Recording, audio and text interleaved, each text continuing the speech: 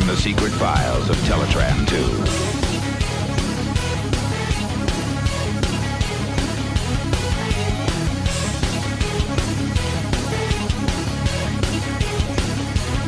Hello everyone, and from the files of Teletraan 2, it's time to talk a lot of comics. Or specifically our normals, and one very big one. Because we have got plenty this week. I am joined as always by Andy. Say hello, Andy. Hello, me. See, that was an interesting variation what people normally do when they're offered that opportunity. Exactly, because I'm a comedic genius compared to all of those other schmucks who just go down the obvious path. Comedic genius. That's what they'll have on my tombstone. I believe you're only off by 2 syllables. What? I don't know. It's better than earlier on where we were having a chat and just suddenly I went, rhinos! Rhinos everywhere! That was good. It was really good because it came out of nowhere. Yes. So we've got comics, and this week it's Lost Light issue 15, Optimus Prime issue 16, the Optimus Prime Annual, and for those of you on Patreon, followed up by the Visionaries issue 3, otherwise known as Everyone Hates Waspinator. Yay! So, let's get straight into it with Lost Light, which is the conclusion of possibly the final scavenger story. So, wait and see. So, continues on from issue 14, where Grimlock is meeting up with Scorponok and Flame, having apparently killed off the scavengers. Basically, Grimlock says he wanted to meet Scorponok kind of just because he hates him. Pretty much. I hate you, and I want you dead. And is saying that he thought the scavengers were just some Decepticon guards. Doesn't remember being their friend, nothing like that. Scorponok reveals that the entire point of him having the Magnificence right now is that it's developed its own sort of conscience and moral code, and it's refusing to answer certain questions. It can't refuse him because he used to be binary bonded to an organic, which is suggesting to me that Abraham Dante is probably dead. Do you think he's still inside Scorponok? Oh, God. Just this horrible, squishy corpse. Yeah. Inside his head. That's the thing. Inside the remains of his head. Oh, God. But, as Scorponok does what Scorponok always does, which is go off in a monologue, the heroes arrive as the scavengers appear intact in one piece. Grimlock had been pulling El Distraction. Hang on, were they all pirates? Did they have big old stretchy limbs? They should have. Did they get the One Piece? Oh, God. Misfire could be Luffy. Did they do a rap, which everybody kind of liked, but only in a nostalgic sense? Yeah, kind of like never admits to liking, would be the way I'd phrase it. Oh, we all hated it, 4Kids dub. We all hated it. Yeah. Oh! Gonna be a king of the scavengers. Oh, man. We're so old. Anyway, Scorponok has a gun put to his head, and he's like, how? And it's revealed that Grimlock never actually made it as far as, murdering them all, because Nickel dive-bombed him from the back, gave him a karate chop, and transformed him into dinosaur mode. This, obviously is what you really want from a guy whose preferred way of killing you is eating you. Mm-hmm. But for some reason, she just told Misfire to start talking to him. He talked him down. Nickel reveals that she's realized that Grimlock has a form of non-fluid aphasia, which means that because of the certain pressures on his brain in robot mode, he's, brain damaged. If he's in beast mode, the pressures are different, and he can become a bit more coherent. She thinks if she can basically make it permanent and increase the pressures, she can bring Grimlock back, as in the real Grimlock. Grimlock agrees to go along with it. Spinister, who really doesn't care about having lost an arm and didn't actually know he had, decides to help out because he is some sort of surgical savant. And the plan is set. The scavengers will disassemble each other, except, and I double-checked this, Nickel's arm is still on. Ah, okay. So, right. Grimlock will make it look like they're all dead. He'll get released from the jail cell. While the guards are dealing with him, the scavengers will be reassembled by Nickel and presumably Spinister once he's up and running, and they would pull their big scheme. And yeah, so that is how we got to today. And Fulcrum basically now asks, why did you want the Magnificence? I'm not telling you. I'm a super genius James Bond villain. So Fulcrum asks the Magnificent. And then before the Magnificent can answer, because Scorponok is literally a drama queen, he gives his grand plan. And it is something else. He opens his chest compartment to reveal not the Matrix, not some sort of like prison for a fountain of knowledge, but a giant organic purple baby with a Decepticon insignia tattooed on its face. Referred to as the Firstborn by Scorponok. He's trying to breed organic Decepticons. Now, pause, people who haven't read this issue and going, I'm sorry, what? Hang on. People who haven't read this issue should not be listening to this episode. And of course, unless they don't care about spoilers. There is that. Yeah. So, the plan is transfer sparks and spark energy from Decepticons, voluntary or otherwise, to organic shells, which will then can be grown into little babies. Scorponok points out there's 10,000 Decepticons out there. Like, he's treating them, he basically, Prowl once said there were 10,000 Transformers full stop. So now the number's been upped slightly. And he's saying, like, Decepticons, the movement needs to live. So we're going to put us all into organics. I will then make the organics have the sex. The organics will breed over a few million years. I'll get them so there's millions of the feckers. And then I'll take the spark energy out of them, kill all the babies and all the people, and put it into new Decepticon prefab bodies. And I'll have a Decepticon army. And we'll win the war. And scavengers, you could be in it. You could be up there. You could be helping me not getting murdered so I can take your souls and put them into babies. And all you have to do is kill literally the scariest Autobot alive. And he basically says, kill Grimlock. And I feel like he was basically like, either way I win. Also, killing Grimlock. We also find out he was able to knock Grimlock out beforehand because he can now manipulate people, anyone who has at some point worn a Decepticon insignia, because they use their spark casing to make them. So that's why he was able to drop him. The scavengers take about 5 seconds to go, yeah, we're not fighting Grimlock, and, we like not having a war. Scorponok then is just like, oh, I thought I was offering you some sort of moral dilemma here. Okie dokie, and starts knocking everyone down with a wave of his hand, gets ready to murder them all, but Nickel, just before she basically locks up, throws a phone at him, after asking the Magnificence what the best way to stop him was, and the phone plays an automatic message. And that message is from Tarn.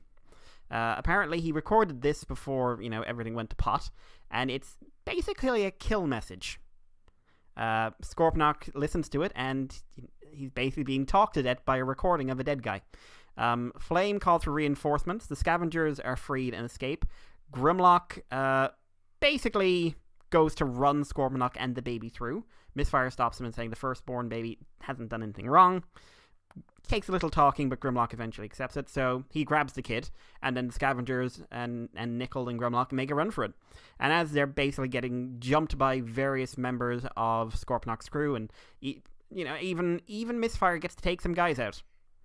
They make it to the Transmat suite, and they're going to... Where are they going to teleport? Garrus 9, because Garrus 9 has spark extraction technology they can use to remove the spark from the baby and put it into a Cybertronian body. Right? Grimlock's holding the door. They're basically, up against the wall, and it's revealed that the Transmat will be fatal to the firstborn baby. Grimlock then decides, give me the baby, and puts it in his chest cavity, and as he points out, safest place in the universe. Misfire then goes, hang on, we can't leave with you if you have the baby. And he's like, nope, no you can't. Yeah, fuck that. A scavenger meeting is called, and Nickel's drawn in, and just as they're going to be like, guys, we need to sort this out, 5 seconds in, Grimlock shoves them all through the Transmat, launching them towards Garrus 9. And finally, Grimlock's part of the issue ends on a splash page of him turning around and telling the baby, I had someone looking after me when I needed it. He did a pretty good job, and time to pay it forward. Pulls the sword and about to get jumped by a Decepticon horde. Oh, that poor horde. Like, I know that's supposed to be dramatic, what last man standing thing, but the last man standing is Grimlock. He's very big and very scary, and they're mostly hand-me-down Scorponok's collected from escape prisons. We then do a flashback. Oh, first of all, the scavengers materialize in Garrus 9, and unfortunately materialize in the one place that's probably more secure than anywhere bar the Aquitas chamber in Grimlock's locked cell. Because apparently, after the whole events of the Wreckers, someone went and locked it, after Cup and Guzzle were in there. Like, someone came back and closed it. But then we have a flashback. First of all, we see Scorponok and Flame after they escape from the DJD. We also see Flywheels. Flywheels floats through the void, not transforming because Flywheels is, dead inside. And he gets picked up by the Scavengers 2B. They're called the Foragers at this time. And Misfire insists they need a new name. Scorponok and Flame drifting encounter beams of light. And from that light, it's basically a voice telling them, "You're working for me." And that voice is the Grand Architect. So it wasn't Scorponok, it's someone else. And that's where the issue ends. So, Andy, before we get into anything else, I want to do a quick talk about the art, because Brendan and Sarah share duties here. Oh, okay. All right. Something I was getting a vibe of from the last issue, and it really drove home for me this issue, is that both artists seem to have altered their style to tie in somewhat with Jack's. Like, Sarah's isn't popping as much as her artwork usually does. And bar a couple of lines and everything else, the proportions on Brendan's stuff seems much more in line with Jack Lawrence's work. At least how I'd say he's doing now. Do you think they still had their individual identity? Or do you think they were sort of like trying to get in line with Jack's work? I think it would. I don't know, because it didn't seem to suit either of their styles. I'm guessing it's trying to go more into Jack's line, because it's not a huge divergence from his stuff, but Nickel has some really fucking weird lips. Yeah, I noticed that. Like, I know Overlord has them kissable lips that everybody seems to love, but this is going into like Botox lips kind of territory. Did Nickel get depressed once she kind of was taken away on that weird planet with the scavengers? Did she, want to puff up them lips to feel good about herself? Just constantly going, "Tarn will kiss me if I make him big. Tarn will kiss me if I make him big." Oh, I like Grimlock. Maybe if I have big lips, it will kiss, and he'll be my big friend who can help kill things for me. I like how her whole thing with Grimlock was trying to figure out if he was, giving up on the horrible Autobots. Yes. Like, I like that was a running thing, and one of the first things he says after coming back is Decepticons deserve what they get. Yeah, and she's like, oh, okay. Never mind. I wasn't a big fan of the artwork in this. I've seen Sarah do better, but I think Sarah's going to a certain style. And it's not a style that I prefer personally for her to do, so yeah. Yeah, I'd agree with that. I think Sarah's work usually stands out much, much more than this. This felt like we're going for a house style for this book. Yeah. So I'm curious, because I know Casey is coming in issue 20, 21, something like that. Really? And so I'm very, very curious to see how this is going to work in the long run with things like that. Do you think Casey's gonna... I mean, it's hard to say because we don't know Casey. Do you think Casey's gonna fit in with this style, or do you think he's more doing his own kind of shtick, as it were? I'm not sure. Like, his style is very distinct from Jack's or Alex's or something like that. I would like to see Casey, do his own work, because I really like Casey's style. It's kind of like, what if Nick Roach's art was less animated, if you know what I mean? Yeah. Yeah. But yeah, I hope he can sort of stick to his own grounds, because that is something I missed here. When I heard Sarah was going to be on Last Light, I was really looking forward to seeing her take on things. And this felt more like, I want the book to keep a single vision, sort of artistic vision. And Brendan's work I've always been a bit up and down with. I have to admit. Is it the style or just his work in general? His style, his own personal style, especially how he does faces and things like that. Right. So I was less enthused to know he was on this book, but even then I think his own work, for me, it's a bit squishier and softer than what we're seeing here, but I would have preferred to see it because, again, more in their comfort zone, if you know what I mean. Yeah. But yeah, so what did you think of the issue overall? Oh, dear. Not a fan? No. This was I really didn't like this. I didn't like the idea behind it. I didn't like how it started because, hey Mikey, scavengers alive again. Who could have seen that coming? I was more shocked by the number of people who were doing like mourning things on Tumblr and Twitter. I don't believe you. Who were like sitting there with little lighters going like, not my babies. No, I don't believe that there were people like that. I believe that those people are trolling you because no one could have believed that they were dead. For the amount of times in a James Roberts comic, we've had people die, and then literally the next issue, they're not dead. Yeah. I don't know. Hey, did you know Tailgate died? Can you imagine if this was Andy, a TV Tailgate. show? Tailgate's gone. He's never coming back. Can you imagine if this was a TV show, Mikey? Can you imagine if every fucking episode... this is South Park. This is South Park and Kenny. Right? Every episode, the little shit dies. Next episode, no one talks about it. He's back and everyone's like, oh no, Kenny died again? Oh, he's back again. Don't worry about it. And yeah, they could die in the most violent ways. Yeah. As well. Yep. Like, shot to bits, ripped apart, got their head taken off. It's so goddamn dumb. And the stupid doesn't roll on there. The problem is, I don't know if this is played for... If this is played for laughs, I didn't feel it was played for laughs.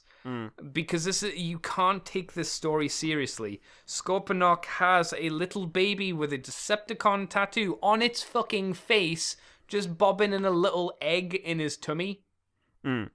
If this isn't played for laughs, if this is played seriously, I'd look at James and be like, James, really? It's gonna be Circuit Breaker. See, in my head I was like, you know who this should be, Mikey? Who? Violent Jiger. Oh, my Come God. on, let it fucking go. let him be in. Bring him in. No, he doesn't make an ounce of sense. It's not. No, Mikey. No. Tiny Decepticon baby in Scorponok's chest. Violent Jiger. I think these are on the same level at this point.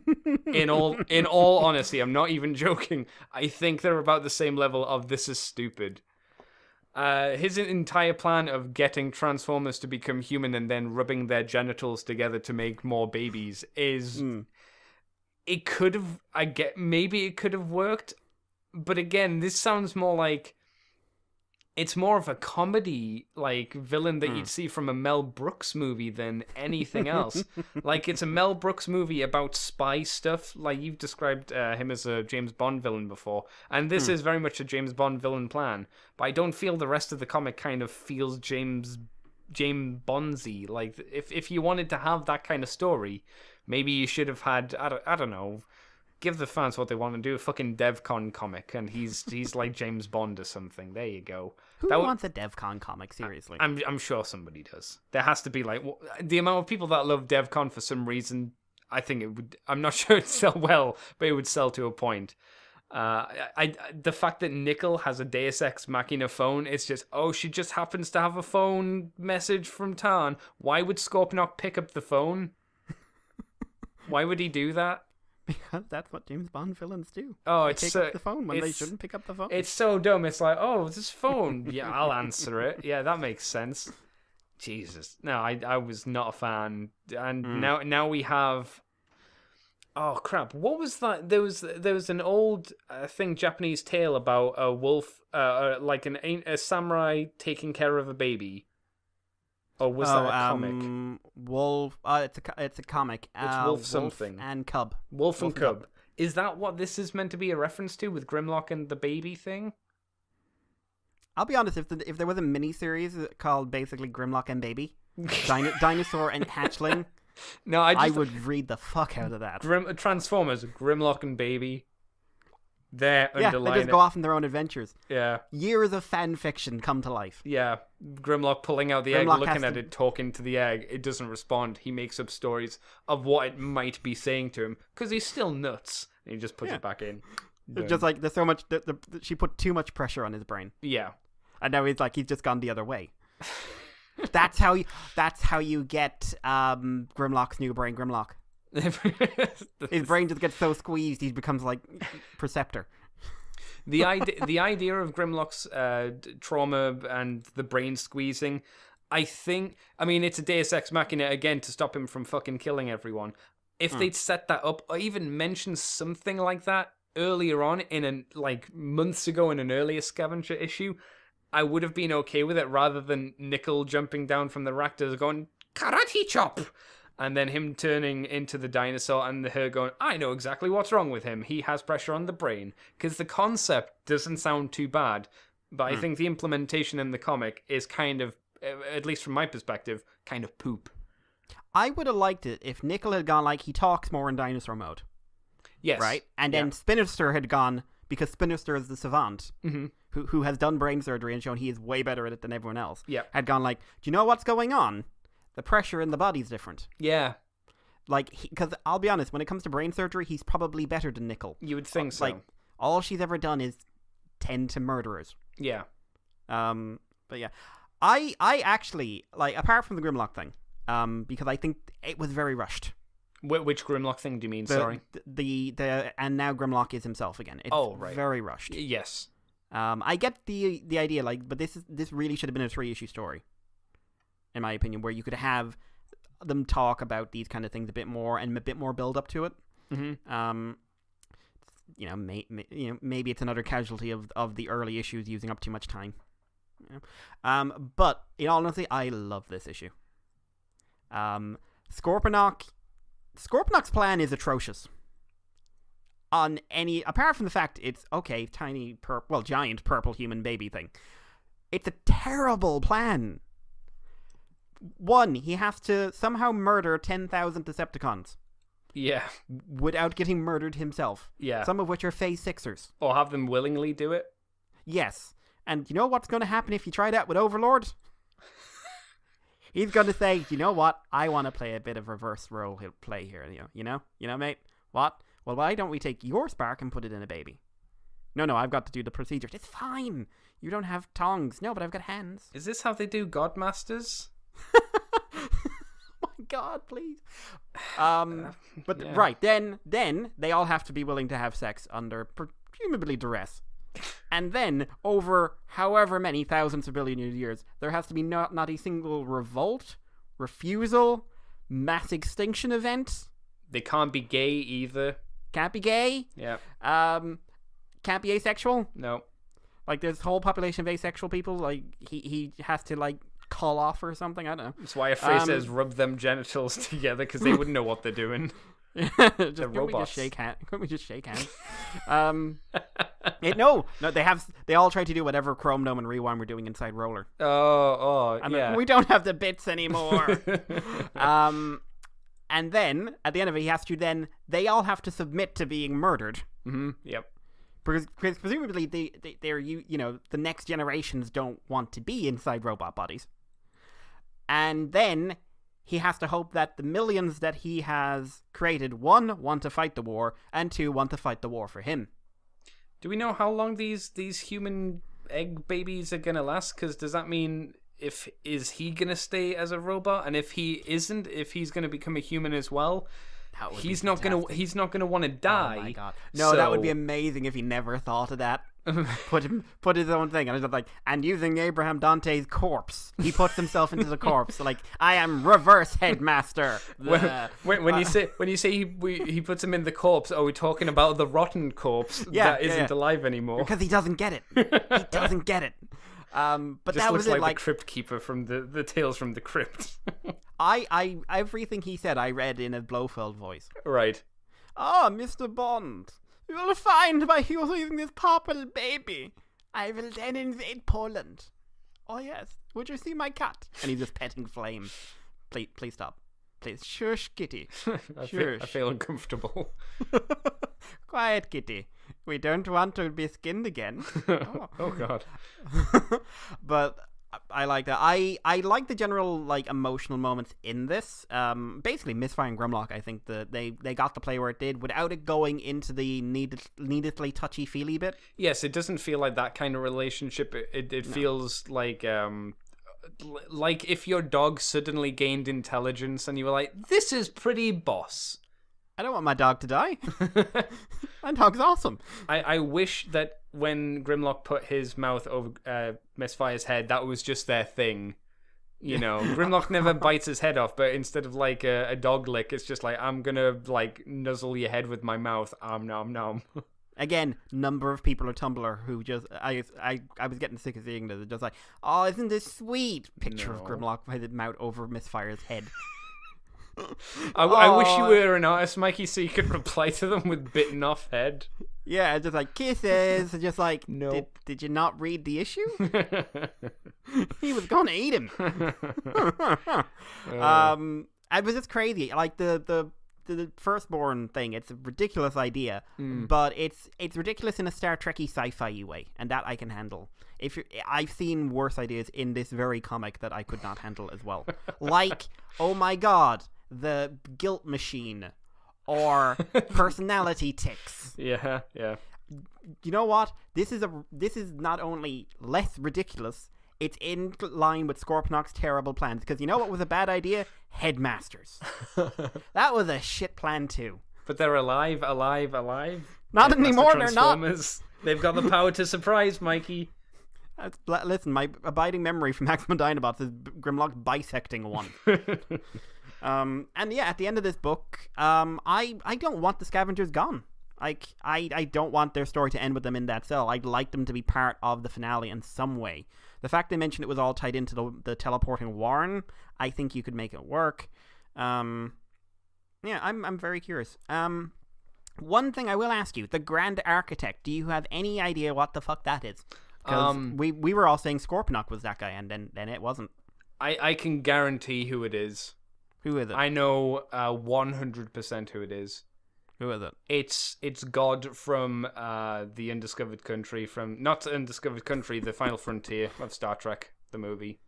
Oh no. Yeah, and terrible. The reason he's got Scorponok is because he needs a spaceship. And Scorponok and Flame looked at Scorponok and said, "What does the starship?" I'm not God. I just functionally no different. Oh dear. My abiding thing is it's one of the knights. Okay. Like someone like a named Transformer, or just a character made up for the comic who is a knight? I think it's a made up character. I think it's like the Magnificence, the Grand Architect. I think there's a theme going on in those names. Plus, they all had cyber utopian symbols on them now. Right. So I think that's the link. It's going to turn out to be like one of the knights. What if it was Tyrest's brother, Nautists? You know. What if it's Tyrest? Because he's alive. He's out. Oh god. Is Tyrest out there alive? Yes, he is. Is he? Oh. Yes, he escaped it in a tech story at the end of Morden Meets the Eye that was thrown in there because they didn't have room in the issue count. That would be weird if it was Tyrest, because if he escaped in a tech story, there's a great potential that a lot of people won't have read that. A lot of people didn't. Yeah, exactly. So it could be. This could just be a weird James Swing thing, but it would be weird to have like a text story be that heavily connected to something and then go, well, I guess you should have read that text story then. Just slides into the room. I'm back, bitches. Oh dear. But any other thoughts on the issue, Andy? Yeah, not a fan. I like the scavengers. They had some nice moments, but it's just some fun characters in a really dumb situation. I'm sure I've said before, I don't like the Magnificence. It's no, it's a terrible idea. Yeah, and it doesn't help that it looks like a golden magic 8-ball. Yeah, and I only now realizing that was an eye in the middle as well. Yeah, is that? Right. Are we gonna find out that that's somebody's eye? Presumably, it's his. Whose eye? Well, the Magnificence is a knight that got squished down. Right, sorry. Yeah, I thought you meant Scorponok for a second. I was like, what the fuck are you talking about? I'm putting my eye in it. Why? Why the fuck not? I made wood people. Why? I wanted talking trees. Obviously. I'm Lord of the Rings. Have you read it? No, I have. I was a great fan of the Holy Grail. Love the Knights of Ni. wanted to be the guy that had all of the shrubbery. Oh my god, Scorponok was perfectly normal before he hit Earth in the mid-80s and absorbed everything. Well, to be fair, he was mixed with Dante, and we don't know what Dante's tastes might have been. You just cut to his video collection. It's nothing but cheesy sci-fi fantasy stuff. If that was the reason why Scorponok's become, in my opinion, shit, I'd be okay with that. It would be something else. In that case, Andy, a rating and sort of an overall opinion of the arc, or the sub-arc rather. We're definitely sure it's finished. We're not gonna find out what happens to them on Garrus 9 or anything. At the moment, he said this is the last scavenger story. I suspect they'll show up at some point again, possibly in part of the final arc, but this is it this is their last dedicated story. Right. It doesn't feel like a good end of these guys' story, or it just feels like another scavenger adventure, which for me clearly isn't a very strong one. It doesn't have artwork or an art style. I think I should probably phrase it that way. An art style that I desperately like. And it felt like a very cheesy, silly story with a lot of let's get out of jail and let's not have a very good end to the previous part. So for this individual issue, I'm going to give it a 4, below average. And for the arc as a whole, I'm going to give it probably a 3. I could do without reading it because I was disappointed by it. The reveal of Grimlock coming back, I don't think was used to its height. It could have been used in a better, more interesting story, I feel.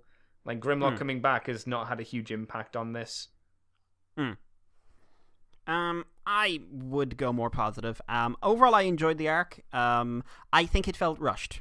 I can see that. And I felt like, again, I have a feeling making that opening arc 6 issues into the 3 probably ended up eating a lot of space that other stories could have gone into. So right now, I would say the arc is probably a 6 or a 7. Okay. For me. Just I enjoyed it. I was glad to see the scavengers. I'm not sure about ending the scavenger stories on, well, Red Dwarf. Next time it is. This is only the good die young. Hey Mikey, have you read The Lost Light More Than Meets the Eye before? Necrobot, it turns out he was time traveling at this stage, shows up in Garrus 9 and Croc knees him in the balls and runs off. Oh God, please don't. Oh dear. I would have liked, if for their last story, again, I'm one for the happy endings. Okay. I would have liked this to end with them opening their clinic. Yeah, that would have been nice. And I hope that still is something that is visited. I don't because that's a really interesting, cool idea that, I think James would be a good writer for that kind of story. Yeah. Because I think the last Scavenger story did an excellent job of sort of examining those kind of things. And even if you're looking at it from the point of view of people who are not the best carers, They mean well. They mean, kind of. Honestly, for this issue, I'd give it an 8. I had a lot of fun. Way too much fun with this issue. I didn't take it seriously. It has serious, meaningful moments in it. But for the most part, it was a bit of goofy fun. The nickel thing took me out of it. The Grimlock, how they did Grimlock took me out of it. But I just have always loved how not together Scorponok is. Before Overlord, he was my favorite IDW villain. Yeah. And the fact that it just went to 11 here, just everyone else around him must have been sitting there going yeah, boss, totally great plan. He'll kill us if we say anything else. So for me, it worked. So, but I'm interested. Rarely are we this far apart. Yeah, I was gonna say it's kind of interesting to see that we were very, very different opinions this time around. Because yeah, like you say, we're pretty much on the ball. So it's kind of good in a way. Differing opinions. Yay! Variants. In that case, we'll wrap up Lost Light and we'll go over to The Falling Chapter 2, Optimus Prime, Another Mine. Whoa. So this issue starts off in a bit of a weird one because Soundwave is having some sort of super sense-induced mind fart, for want of a better term, and he ends up basically shooting all over the place, one of which is back into his history as a supervisor on Luna 2, when he met Ravage and the rest and he was learning how to control his psychic powers. Sentinel and Prowl were his bosses. Oh, what a working day that must have been. Hey, you down there with the cat. You're stupid. I don't like that guy. Oh dear. And then he comes to the more recent past where, Optimus, who he now regards as a friend, although possibly not like a friend he'd say is like, he's not my best friend. He's like that guy I hang out with at lunch. He's a work friend. And Optimus, how did they get on the same side? He got blackmailed, and, everything kind of goes back and forth, and he thinks he can move past everything. And in Kentucky, he's standing in yet another mine, this time looking for ore 13, and he's wondering, was it worth coming round this far? I've gotten a lot of good out of it, but, up and down. Anyway, he gets a call from Aileron, who says something is happening on Cybertron, don't know what. Soundwave heads back to the city, where Pyra, Magna, and the Torchbearers are on standby, because nothing bad can come of that. Mm-hmm. Because, quote, she will save Cybertron. Oh dear. I wish Soundwave's response to that was just, cool. And he walks through the portal. Yeah, his best. I do like his one, which is Jetfire going like, yeah, welcome back, Soundwave. Nothing good can come of this. Great to see you again. Poor Jetfire. Yep. Anyway, he heads through the space bridge and is kind of greeted with his worst nightmare. A giant eyeball in the sky piloted by a Prime. Whoa. I've got to stop you there. His worst nightmare would have been Megatron and Prime kissing. Actually, yeah, that would and Starscream rubbing their backs. Yes, this is what I want. Yeah, so Onyx is here. Not just a Prime, kind of the Prime. The originator, possibly the source of every 13 legend. Onyx is meeting with Optimus, Prime to Prime. They want to meet alone.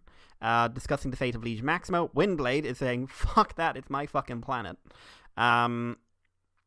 Mistress of Flame is kind of like, ooh, primes. But between Windblade, the Council, everything, and Alpha Trion, they withdraw to the Spire to meet behind closed doors as Soundwave is kind of left standing in the street saying, I'm not a fan of this. Meanwhile, Scoop has learned nothing. So basically, because it was in the prophecy, blah blah blah, Scoop has basically decided that Starscream is yet again his messiah, and he's running around really happy, and the Constructicons are like, dude, no, get over it, no. Starscream, meanwhile, is getting information from Invisible Bumblebee, who is going like, guy, something really weird is going on, and then Starscream's like, oh, I don't even think anything you're saying is real. I'm imagining someone telling me that a giant eyeball has shown up in the sky. And, let's look at this picture of what I could be. Isn't he pretty? And then Bumblebee voices sort of the anti-Windblade opinion that God-given forms means nothing. You are what you want to be. And Starscream needs to accept that it wasn't being denied some idea of his true self that led to his lot in life, that it was in his own hands. And interesting point that Starscream, like, latching onto this true self idea is him again kind of abdicating responsibility. So, Soundwave is kind of like, well, Onyx has shown up and not everyone is, like, agreeing with him. So that's not the worst thing. But he heads back to Sanctuary Station, meets up with a few of the Decepticons, Dreadwing and Needlenose. And they're kind of going like, hey, this isn't going to end well. Not well at all. Swift and Trax are also on the station. Presumably, Trax is meeting up with Needlenose for, like, I don't know, brother stuff. Bro time. And yeah, the four of them. It's like Swift and Trax and Needlenose. I can see them in a group of we need to see what's going on. Dreadwing, not so much. No, because he's an idiot.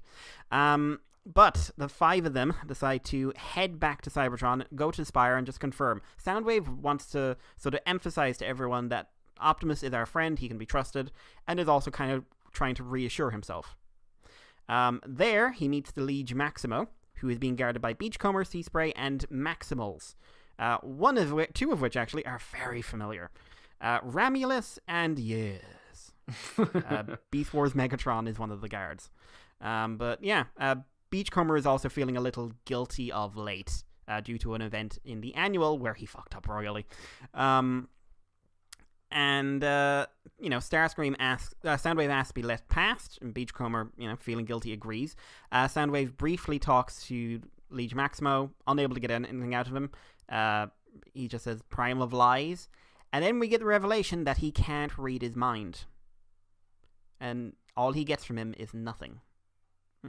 So, above them all, Onyx and the Council are discussing things. Onyx is like, isn't it nice everyone's back together after years and years of being apart? And Alphatron is like, the Decepticons had a reason to rebel against the thing that basically we left, functionism came up, things were bad. Onyx is like, ooh, yeah, but there's also these humans and they're not very nice, but, maybe we can all come together and get everything going and we don't have to rely on Earth. And Optimus is pretty much, okay, I'm done. I'm done. And nothing anyone with the name of Prime, apart from me and maybe Rodimus, has ever said was worth time. Alpha Trion is the best you've gotten. He's not great. Like, you have done nothing but harm. I mean, the last guy I met like you was Galvatron, and I ripped his fucking head off. Windblade is like, hey, calm the fuck down. You don't even have a rank in the council. You're not even a representative for Earth. Mistress of Flame, because it's Mistress of Flame, jumps to his defense and saying, like, he's the Arisen. Onyx is also pushing this. Alpha Trion is trying to calm everyone down. Windblade is basically turning into a big argument. And Optimus goes like, listen, maybe we should all, like, Galvatron was terrible. Maybe we shouldn't take everything he said right, and maybe we should give Onyx a chance. And he says it at the worst possible moment. Because then Soundwave comes in, and all he hears is, let's agree with the Prime. And Soundwave is very angry and is just like, listen, no, this is not happening. We're not falling back into the old ways. I don't care. And everyone's arguing, and then Alphatron goes, oh shit, I know what you're doing.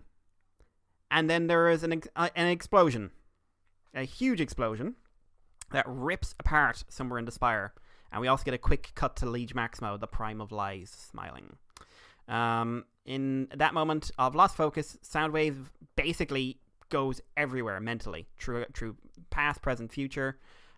Anything he can realize, and when he comes back, Alpha Trion is lying dead on the floor, having been killed in the blast. Oh, wow. Is this the first time Alpha Trion has died, Mikey? Oh, yeah. It's like 4 times now.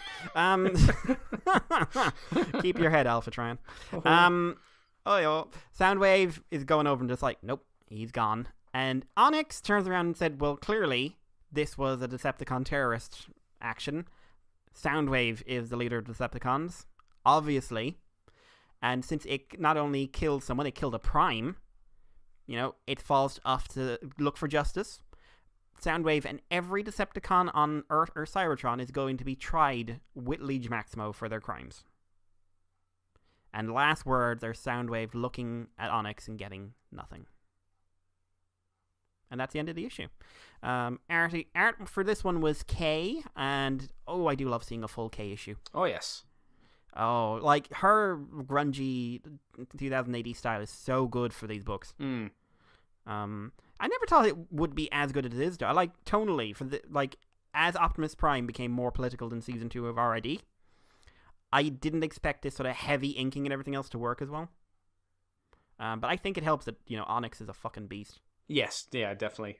He's very metal. Very metal. Like, somewhere in the back. So does Leech as well, because he's got horns and shit.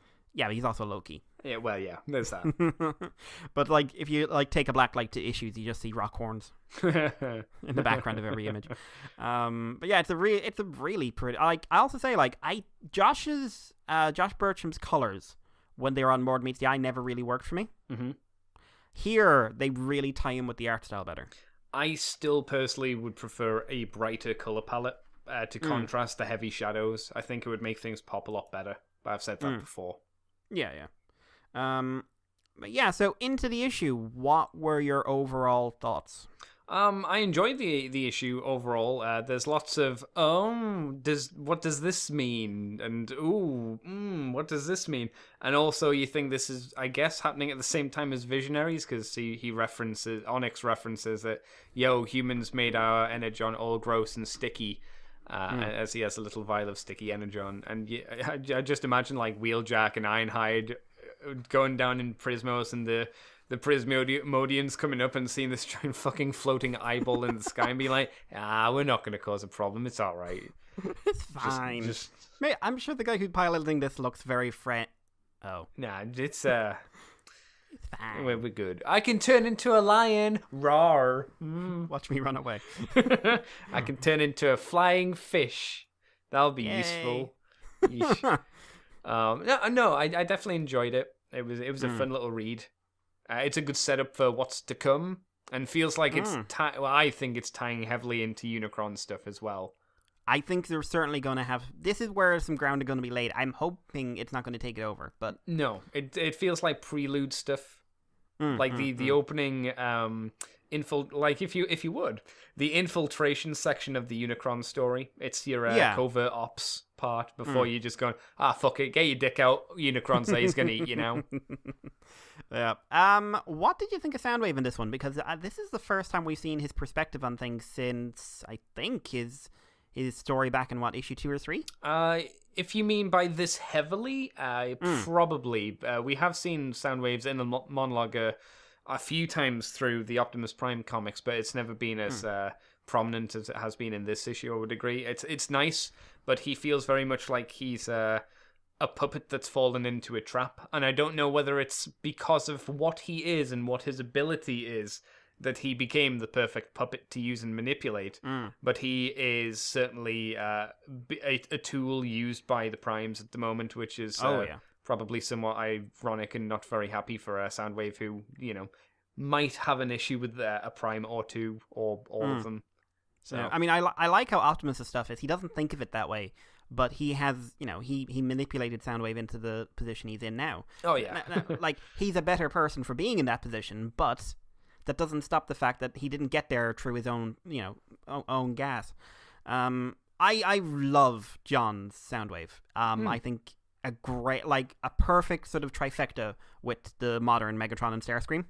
Yes. And how much more complicated they are, and how Soundwave is ultimately someone who never wanted to go this far, but then looked back and realized how far he'd come. Isn't it weird? That's a really good point. Like, those three are have been developed super well in these IDW comics lately, and I think to the Autobot ones, and I think the Autobots are fine for the most part, but I don't think any of them have been nearly as interestingly developed over the past let's just say 5 years or whatever, however long these guys have been working on the books.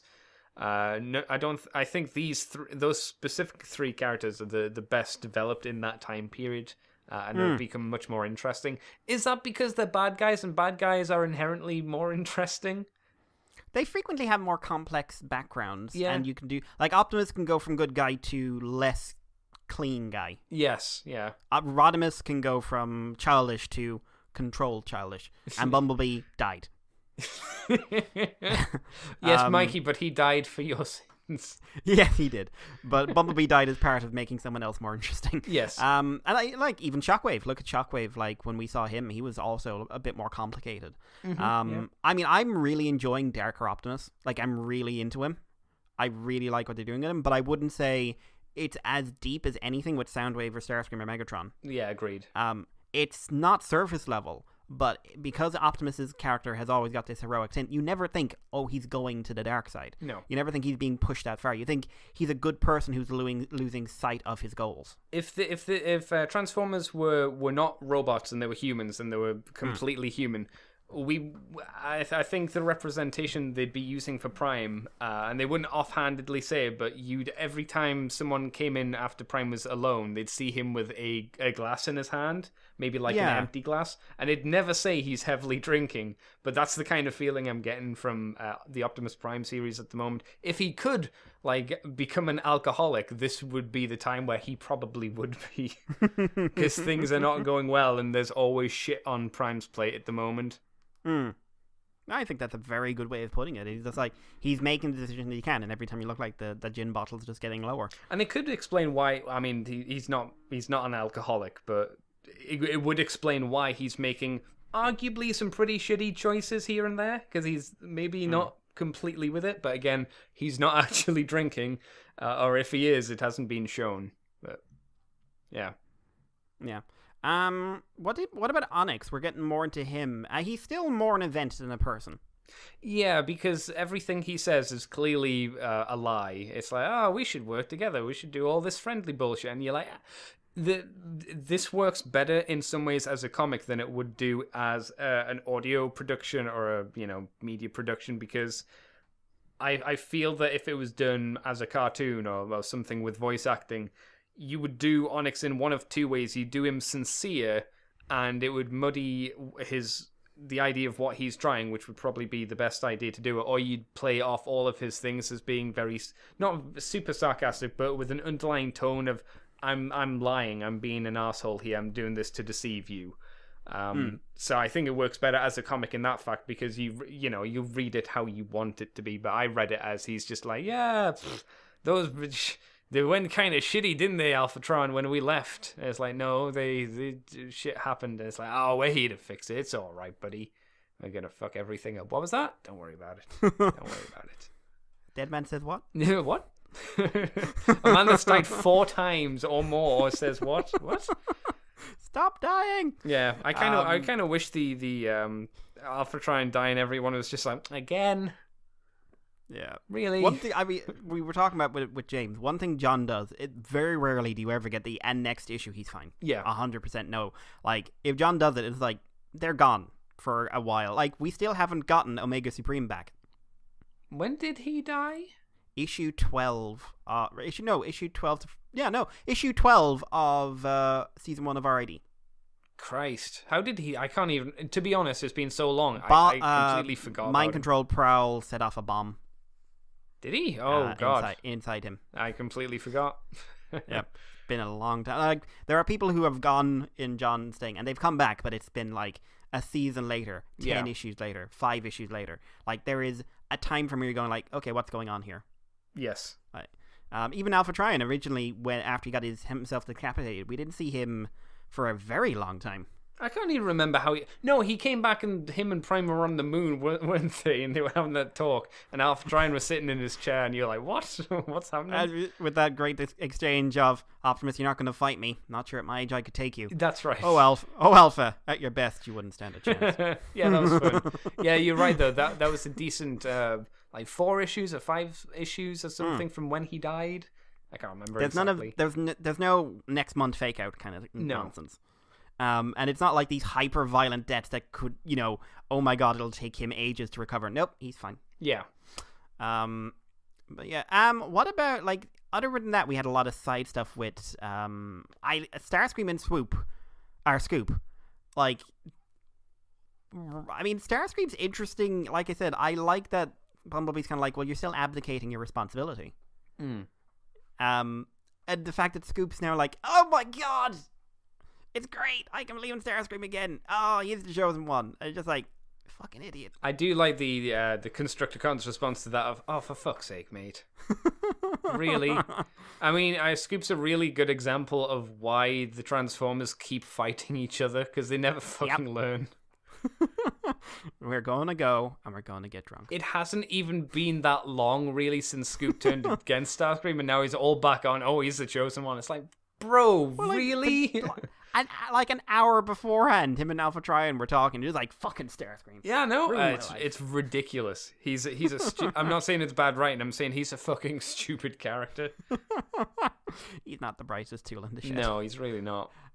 And I knew what I said there. Yes, brightest tool. Is there anything else you want to say about this issue? Because it's quite compact and focused. The one thing I want to ask you is is the reason Soundwave can't read their minds, and when I say their, I mean Liege Maximo and Onyx Prime's mind, because they are blocking him, or because they are primes and they are almost like Cthulian creatures, and you can't read them because they're so different from what you conceive of as life or brainwaves or whatever Soundwave for his telepathy? What do you think it is? Yeah.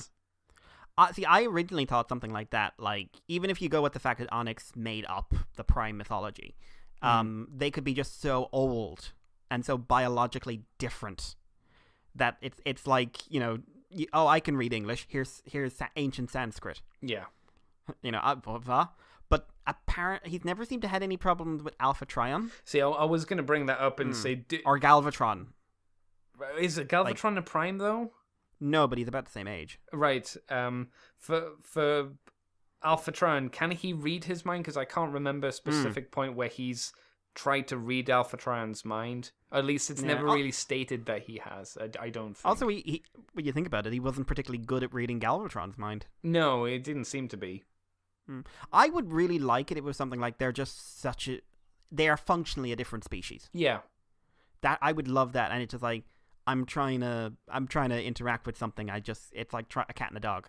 They can't do it. And some people, I could see some people complaining and saying, "Well, he can read human minds," and I would say, well, I would argue that we're incredibly simple, probably compared to a Transformer's mind. Yeah, I mean, like when he started doing it, Soundwave even made the point like he basically had to struggle to reach their level. Yeah. Because they were just so below their higher functions. Like, now take it to something that's functioning on the same level as you, but in a completely different way. Yeah. Like, it doesn't make them God. No, but it does mean that, it's just it's Star Trek. It's meeting the alien, except like maybe they're actually alien for once. Yeah. So I think that would be a really cool idea. I don't know. Maybe I think he might go the safe route and just have them being blocked. I think that would be the case. I'd prefer it not be because it's less interesting. I definitely like the idea that they are just so, like you say, biologically different that he can't. It makes it more interesting. But yeah, we'll wrap up on this issue, Andy. What's your overall rating, and sort of how are you enjoying this arc so far? I'm enjoying it, even though this issue particularly feels more like it's not a middle part of an arc. It feels like a part one of, like I said, the prelude to Unicron's invasion. This is the subterfuge, because I'm assuming that as well that the reason Soundwave blew up is because of Onyx Prime. Is that what we're assuming, or are we assuming that it was Liege Maximo that caused the problem? I assumed it was Liege who at least set off the bomb. As for Soundwave, I think that could either be just, like his head's in battered round, or Onyx is doing something to him.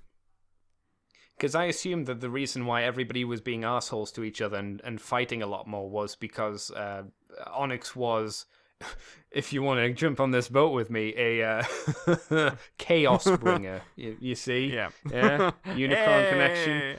I see what he did there. That's the only reason I can see why everybody's being an asshole, and Alphatron's like, Onyx, I see what you're doing, and then gets killed. Because he's the only one that I suppose would know that Onyx would cause this kind of problem, right? Yep. Like, he knows him. That's the thing. He's the only one who does. Yeah. So again, you would have kind of been thinking, like, he'd be like, I wouldn't listen to him. He's kind of a prick. But yeah. What about your rating for the issue then? Rating for the issue. It didn't blow my socks off. I enjoyed it for the most part. It, like I say, it's the beginning of a story, so it's doing things, but nothing amazing at the moment. So I think a good solid 7. I feel happy and good about that. Yeah, like personally, I think it's I'm way more into this arc than I was expecting to be. I think, like, I've seen some people complain it's very slow and actionless, and I'm kind of like, I think that's its strength. Yeah, because I feel like John's writing for this book is at its best when it's about the individuals and the characters and the politics. Kind of like RID. So focusing on Soundwave before focusing on how messed up things were last issue politically, I think it's to its strength. So I'm really interested to see where this is going. Way more than I was expecting. Also, I want Beast Wars Megatron to say yes. Just that he doesn't need any other line. Just like, kill them. Yes. That's all I need. As for this issue, it's a difficult one for me to rate. I want to give it an 8, in all seriousness. I really enjoyed it. But as you say, it doesn't push the boat out. It's very safe, competent, of the good standard I'd expect from this book. So I think a very solid 7. Yeah. Like, it's not like so weird I'm enjoying it like the last issue of Lost Light. But here it's like, right, this is a guy who knows his craft doing something good, setting up. It's still a setup issue, that's the thing. And if we've learned anything, setup issues in this day and age, they're never the strongest part of an arc. So I'm really hoping this gets super, super good by the end of it. So we've gotten a 7, 2 7s there, so a bit more in line. But that takes us on to sort of the extra issue for this week, guys, and it's a doozy of one. Starscream the movie by director Thundercracker. Woo! Oh my lord. So, this is the Optimus Prime Annual, and this feels like it's to go with the rumors and everything else, this is the farewell tribute to our big blue jet. What do you mean? We get no more Thundercracker after this? There's no word in it, but just the way it goes, it feels like it's a goodbye to me. Yeah, I could see that. I mean, I hope not. I don't think he has a place on Cybertron at the moment. God, no. Oh my God, no. He's way happier where he is. Yeah. So I never want Thundercracker to go away ever, and I never want anyone to I've seen this. Is anyone going to inverted commas fix him? What do you mean fix him? Make him interesting again. What do you mean interesting again? I didn't write it. Someone else wrote it. I just shook my head a lot. But to me, this feels like John. At least it's a very safe way. If you never got to write another Thundercracker story, this wouldn't be a bad way to go out, you know. But sure. Let's get into it. So this starts before Starscream sort of hands over control of Cybertron to Windblade, and Optimus Prime is meeting a crowd of spectators in the street. Starscream, being a dick, is like, prick. And then he starts watching an old movie called The Birth of Cybertron, based on an old KKK movie. Oh, yeah. Birth of a Nation. Based on that, which don't go looking to watch that unless you're really into really dark history. Rat Trap even sort of comments, it's a bit racist. Yeah. And Thundercracker later comments, it's super racist. But Starscream will be watching this because, Cybertronian Foundation, hopes of the nation shown here on film, and Rat Trap's like, yep, you're not going to get any ideas from this. And then Starscream goes, oh ho ho ho. Oh ho ho ho.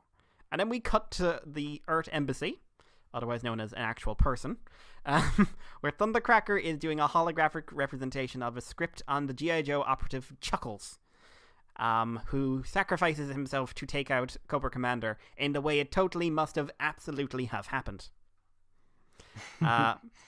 He's then asking Marissa, why don't humans turn giant when they're hit by nuclear radiation? Like the lizards. And Marissa looks at her giant robot husband and says, get out! I'm fucking working. Leave me alone. Oh, shut up, dog, because the dog goes off. And then it's announced that Starscream is dropping by with a keg, more or less, or at least a 6-pack. And Marissa's like, you can't come in here. You didn't make an appointment. Not looking to see you. Gonna see my buddy. Gonna see my pal. Hey, buddy.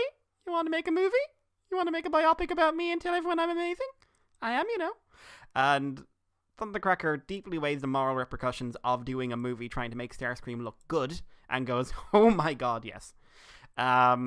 He then gets a production team, which is Sea Spray, Building the Sex, surprise guest Proxima. That caught me off guard. Proxima from the Camion girls who joined the Autobots. She's taken off the Autobot emblem, so apparently she's just gone back to being a Camion. But that team made it back home. That's nice. Firestar's probably out there setting her head on flames. Proxima is doing cinematography. Tankor is doing makeup. Give it to the guy without hands.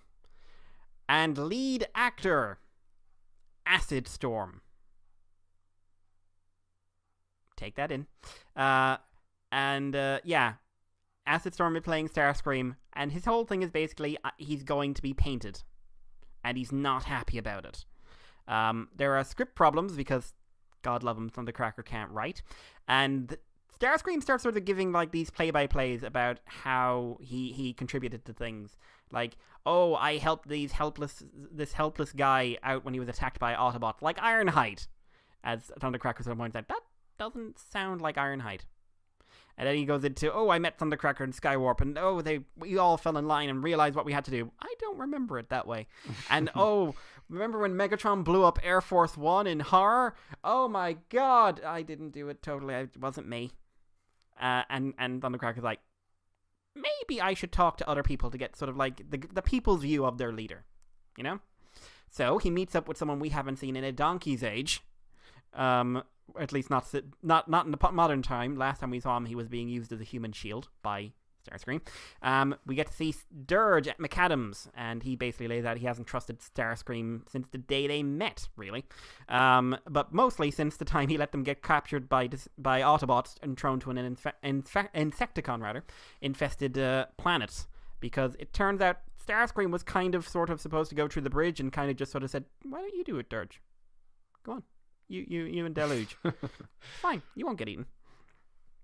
And then we get a reunion where Thundercracker meets up with Skywarp, who apparently they haven't met up since, Skywarp shot him in the face. And, which I like, Skywarp was like, you don't come visit, you shot me. You still don't come visit. But then Thundercracker, listen, bygones be bygones. And Skywarp's like, no, I don't want it. No, for fuck's sake. And then we get something we've never, I think, ever gotten in fiction. The explanation of the Seekers. Skywarp and Thundercracker were just two flyers, who were, just ordinary guys. And then they met with the, quote, flyer turned good, because flyers were second-class citizens, Starscream, who managed to weasel his way into the Senate. Who met them up and said, you know what, we flyers, I can make everything great for you. We need to make solidarity, We need to make things right, and we need to show we're united. And at the time, the two of them were underappreciated students from the Jackson Academy of Advanced Technology, which is, of course, basically, they were X-Men. And impressionable. So what he did was he had them convert their forms to look like him. And that's why all the Seekers look the same. And it gets worse because he did this because basically he was on the run from the taxman for defrauding people. And wouldn't it be great if he had a bunch of people who look like him to confuse him? That is both the most left field explanation of why the Seekers exist and the best. Yeah. So Thundercracker is kind of like, He decides to meet Starscream on what being a Decepticon really meant to him. Starscream says that being a Decepticon meant having greatness be ignored, because I'm amazing, and it took a giant monster from space to come down and call me the Chosen One for any of you to believe it. Hoping to gain some insight on the whole Metro Titan and the prophecy thing, Thundercracker meets with, less dead at this time, Alpha Trion, who basically says prophecies are probably nonsense. Like, Metro Titan was not in the best of form. Like, he was being shrunk, he was traumatized, he was going to blow up.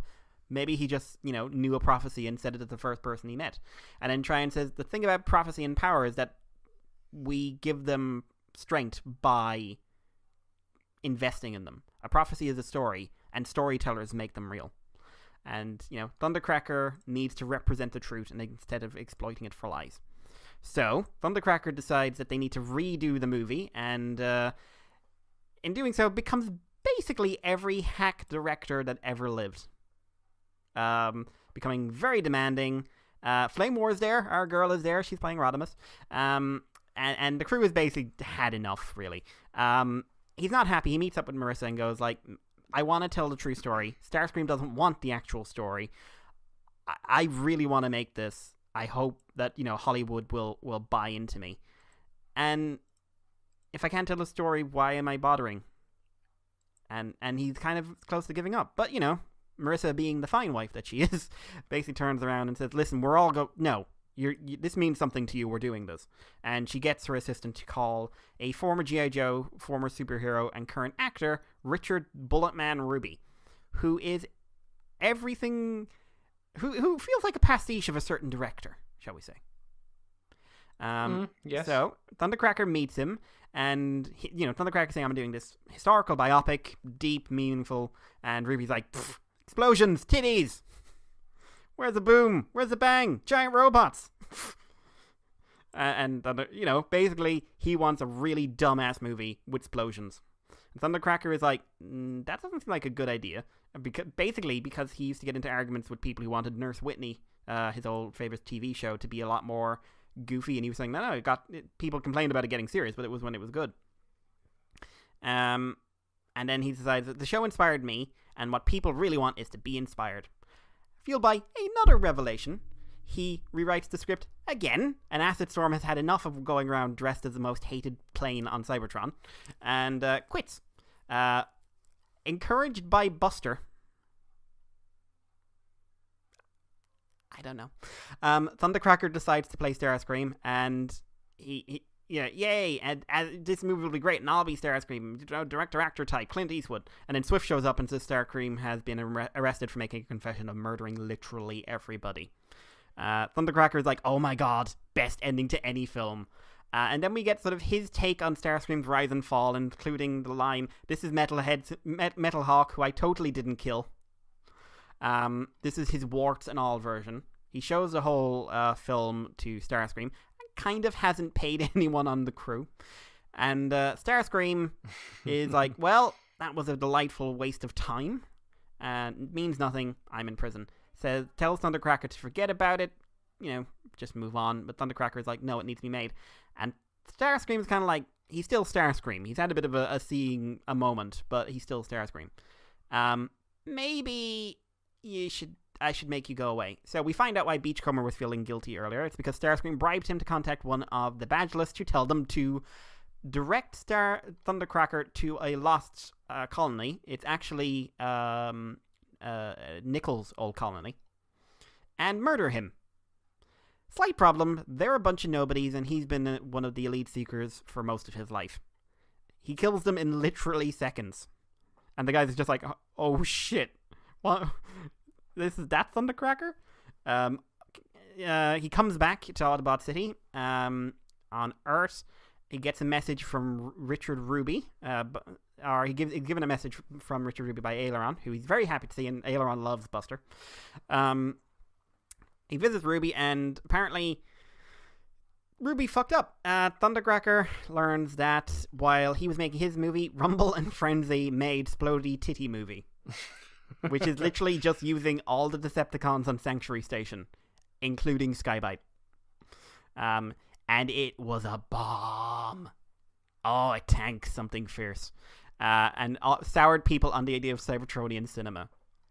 Because if I can think of two people to do good quality films, it's Tape Bros Incorporated. Thundercracker's film gets dumped onto the PlayStation Network. More or less, you need a games console to play it. He's not happy about this. He comes back and he's meeting up Marissa and just it's not fair. I kind of fucked up. But then Hope, as he gets a phone call from the director of Space Battles, J.J. Hackensack, who totally doesn't look like a certain director of another Star movie with wars. And Hackensack says, like, okay, so the movie was shit, but I see your vision and potential. I think you can do it, and I think you and me together will make something special. And the book ends with Thundercracker with a teeny tiny phone, gleefully accepting the opportunity of a lifetime. And yeah, that was it. Art for this issue was kind of varied. We had Priscilla for most of it. Andrew Griffith took over some pages, and JPB and Josh Bersham did the coloring. Is there anything visually you wanted to comment on? I kind of would have preferred personally if, say, half of the story was one artist and the other half was the others, and it wasn't just like bouncing back and forth between the artists. Yeah. I found that a bit distracting. Like from page to next page, it could randomly be the other artist.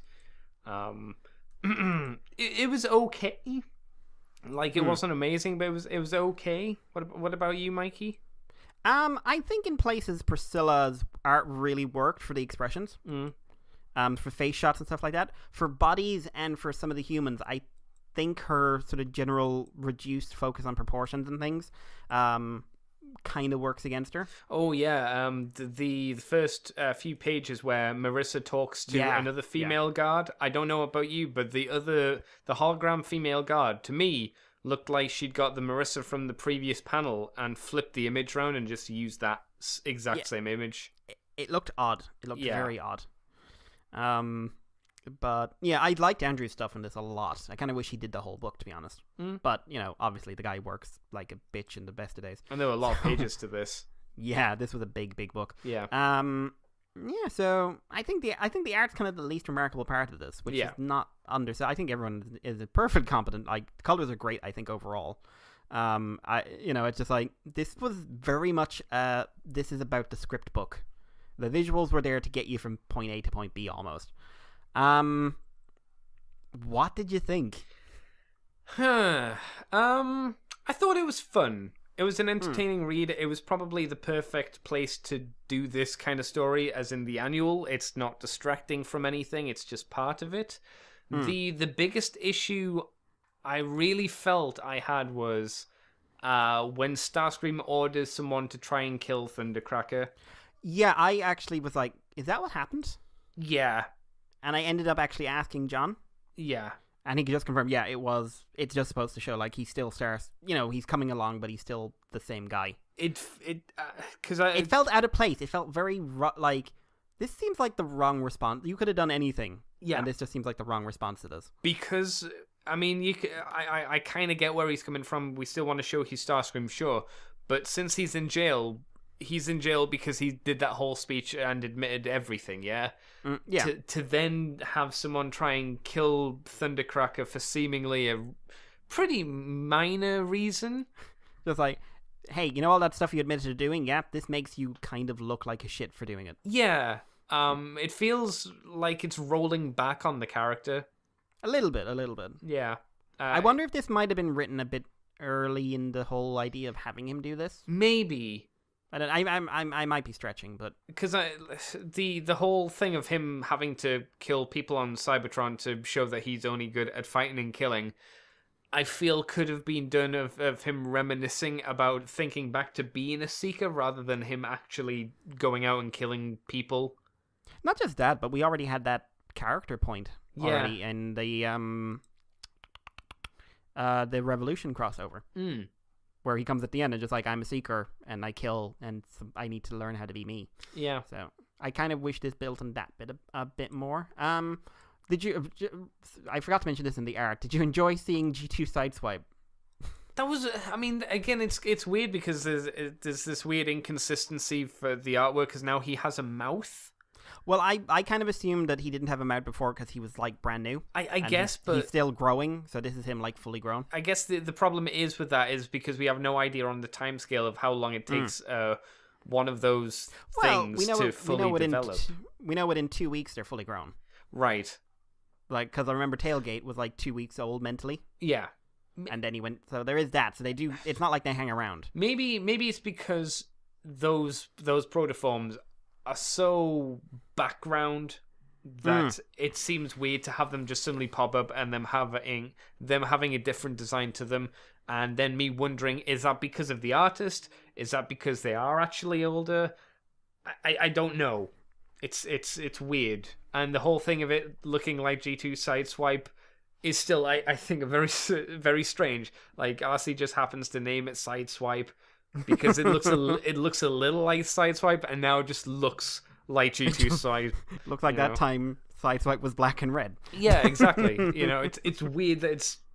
I mean, she's really lucky that it didn't grow up to look like Trypticon, right?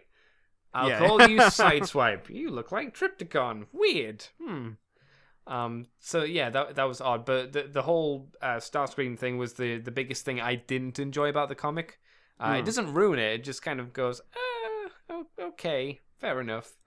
But it's a fun enough story, but without any risks. It's just a fun issue and nothing more, which is what it should be as an annual, I guess. Yeah. I was thinking about this at the time, right? This is a goofy, silly issue that is mostly fun. Like, you can't discuss this in depth. No. It's very straightforward. Fun, like, there's no new character beats, no new anything like that. Marissa and Thundercracker, Yep. Thundercracker and Buster, Skywarp, everyone's, like, in character. Like I said, I paused because Proxima was in it, and we're just like, oh my god. Yeah, that was, again, kind of weird. It's like, oh, this is Proxima. Have you always been here? I kind of want to know what happened to the rest of them now. Yeah, like the big one. I'm sorry, Alex, if you're listening to this. I can't remember their names because it's been, I think they were used for those few issues and then just kind of thrown away by the writers. So we love them, Alex. It just they got no time. Yeah, like less we than wanted main them characters. We wanted, and these days that's saying something. Yeah, definitely. But I really enjoyed it. Like, that Starscream bit took me out of it, and like I said, I actually had to ask John. It's just like, what was the intent behind this? Yeah. Am I reading this right?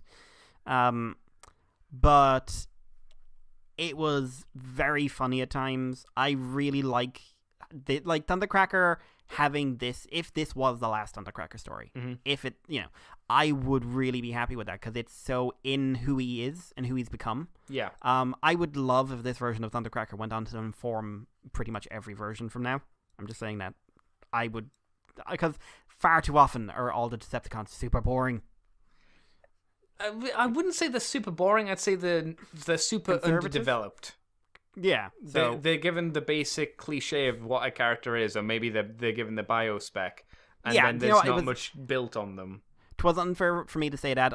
RAD and Titan's Return are too fresh in my mind. Yeah. They kind of color my opinion of all that. It's understandable. Just hey, what was the show before that? Oh, Prime. What am I talking about? But I found a lot of the lines were really good. I liked the interactions. Like I said, the facial art in general, I think worked really well. Really well. It's very hard for me to find something I would fault this issue on, if you know what I mean. Is that because again, it's not built on any stakes? It is just one of those fun issues. Hey, everyone loves this guy. You love this guy. You love his friends. You love everyone who interacts with him. Why don't we just have some fun with him? Yeah. We don't need this to be deep and meaningful or to be life-affirming or at stakes or anything like that. This is a guy who is shit at something he loves. And it ends with him getting a chance to maybe get better at it. I think, again, you kind of need that since Prime is the very kind of... It's not the very, but it is the deeper...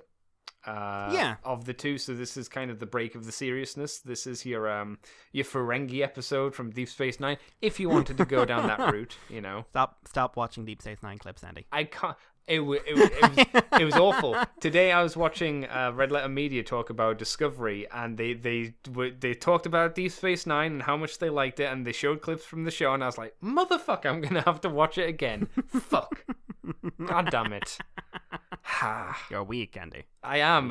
I've seen it so many times, but I love Deep Space Nine so much. Oh, it's amazing. So good. Such a good show. So underrated as well.